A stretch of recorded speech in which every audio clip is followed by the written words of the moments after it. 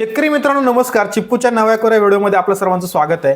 आज आपण पाहणार आहोत पाने गुंडाळणाऱ्या अळीबद्दलची माहिती. साधारणतः शेतकरी मित्रांनो, जर तुमच्याकडे लिंबू, संत्री, मोसंबी हे जर पीक असेल तर ह्या पिकावरती तुम्हाला ह्या किडीचा त्या ठिकाणी अटॅक जास्त पाहायला मिळेल.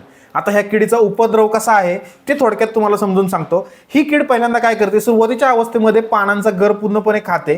त्याचबरोबर खाऊन झाल्यानंतर ही त्याच पानांना तसेच त्याच्या शेजारी आजूबाजूच्या पानांना स्वतःभोवती गुंडाळण्याचा प्रयत्न करते आणि तिचा जो काही जीवनक्रम आहे तो तिथे संपवण्याचा ती प्रयत्न करत असते, म्हणजे कोशावस्थेमध्ये जात असते.